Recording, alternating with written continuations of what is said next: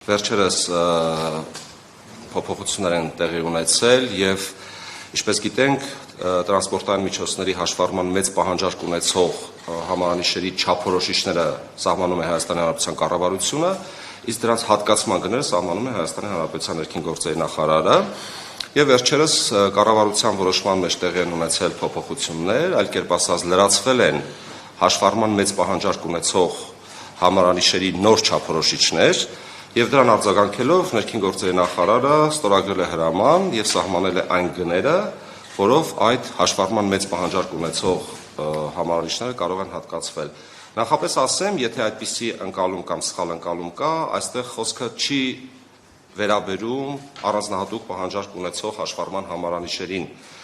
Դրանց հետ կապված աճուրդային կանոնակարգումներ ինչպես եղել են, այնպես էլ շարունակելու են գործել։ Ընդ որում այդ չափորոշիչներում եւս որևէ փոփոխություն չի կատարվել։ Այսօր խոսելու ենք բացառապես հաշվառման մեծ պահանջարկ ունեցող համարանիշերի մասին։ Ես ընդհանուր տարբերության մասին կխոսեմ, թե ինչով են տարբերվում առանձնահատուկից, որովհետև այս հարցն երբեմն հանդիպում ենք սոցիալական հարթակներում, որպեսզի մեր քաղաքացիները կարողանան հստակ դրան տարանջատել եւ նաեւ եթե անհրաժեշտություն կլինի, իհարկե կխոսենք նաեւ կոնկրետ թվերով, թե օրինակ որ կոմբինացիան, որ համադրությունը որ համադրության համար ինչպիսի գին է սահմանված։ Հաշվառման առանձնահատուկ պահանջարկ ունեցող համարանիշները բաղկացած են կամ առնվազն 4 0-ից եւ 1 թիվ, իհարկե լատինական տառերը գիտեք, կրկնվող կամ տարբերվող, սրա մասին առանձին չանդրադառնանք։ Առանձնահատուկ պահանջարկ ունեցող համարանիշներում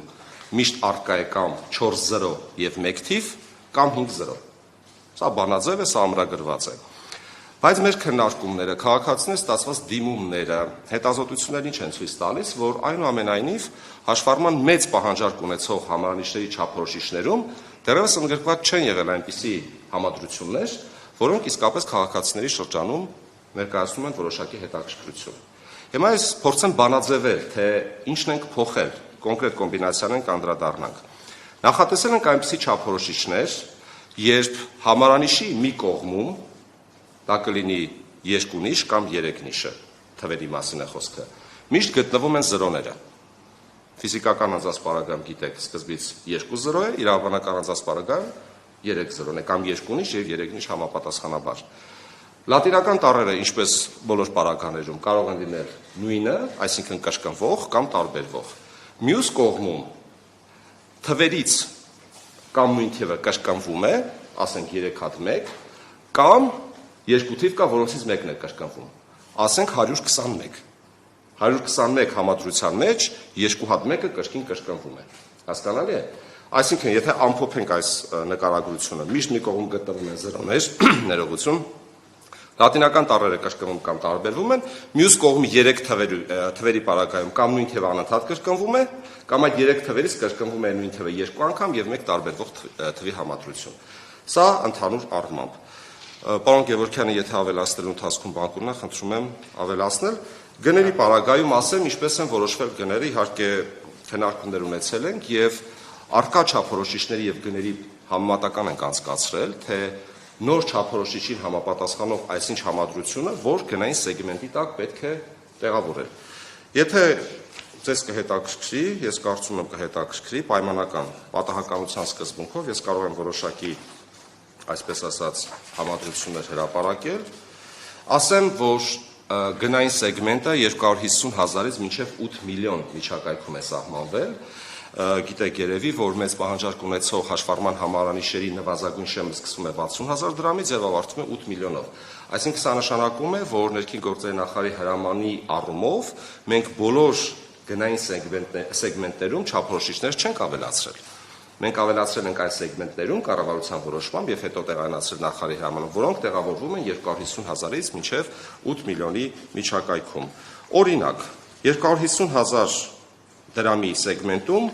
այսպիսի համադրություն ենք ավելացրել 00 պլյուս մինուս XXY։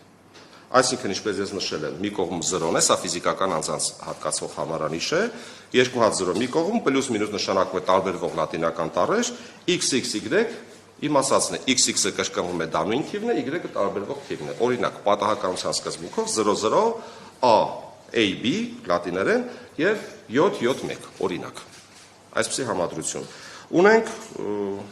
Օրինակ 600,000 դրամանոց սեգմենտից օրինակ բերենք XX պլյուս մինուս 3 հատ 0, էլի մի կողմ ունենք 0, էլի մի կողմ ունենք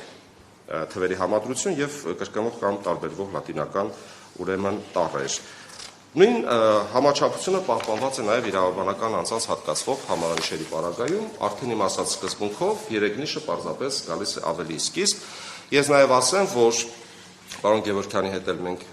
այդպիսի քննարկում չէ, ուղղակի տեղեկատվության փոխանակում ենք ունեցել,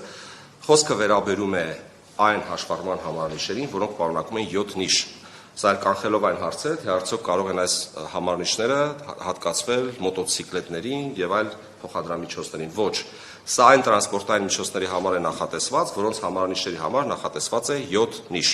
այսինքն 5 թիվ եւ 2 տառ։